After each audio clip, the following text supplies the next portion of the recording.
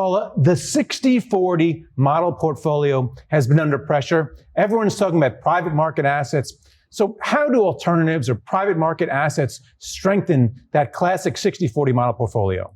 I think the straightforward way to think about it is private alternatives give you more ways to win. If you think about 2022, stocks and bonds both underperformed. That was the quintessential example of it not working. But private markets in areas like direct lending or infrastructure did have more of those in your portfolio so that you have more ways to win. So is private credit replacing traditional fixed income, those muni bonds or that high yield in the fixed income portion of your portfolio? Is it chipping away at the stocks?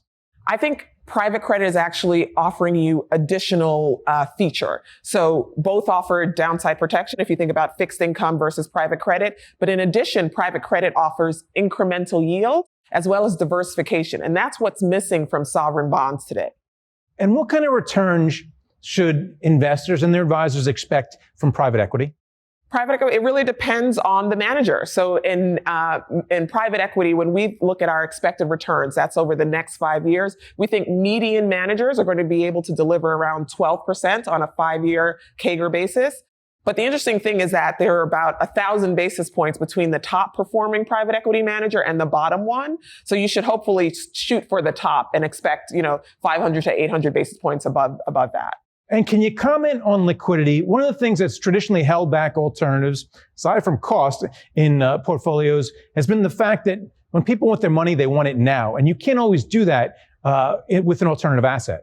Well, people often paint alternatives with one broad brush as if there's just a single asset class that's only private equity. There are actually several private markets asset classes. So you get a little bit more liquidity in private credit, for example, or even in real estate than potentially in private equity. So there's a variation there. But I think the most important thing is to start by understanding what your cash flow needs are, right? So when you're constructing your portfolio over the next 2, 3, 5 years, what am I going to need? And then how much can I set aside so that I can get access to that illiquidity premium? Because that's when it's worth it to lock some capital up.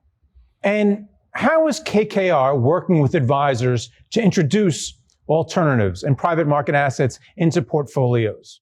We've made a tremendous investment in this space. Over the past 3 years, much of our hiring has actually been in this space. So new relationship managers, we've invested a ton in education. So there's an online platform. We host academies at Hudson Yards, and we hired someone like myself as chief investment strategist. So we're really pushing into this space because we think there's a great deal of opportunity available for individuals. And what inning are we in right now when it comes to private market assets? I know this is a question that goes back to the tech bubble, but there's a lot of action in the space right now. There's a ton of action. I still think we're early. So I'd say 5th, 4th inning, right? First inning was a few years ago when you saw product proliferation. I think now you're seeing refinement and really a focus on portfolio construction and how do you think about each of these asset classes in a resilient portfolio as opposed to just thinking about one.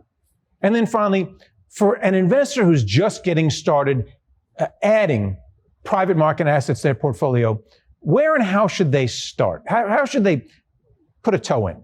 I would start by talking to your financial advisor and having a frank discussion about your needs, your wants. Are you focused on yield, having more yield in your portfolio, downside protection, more return? And depending on which direction you're headed in, your financial advisor will help you create a portfolio that incorporates private markets to enable you to better able to get to that outcome.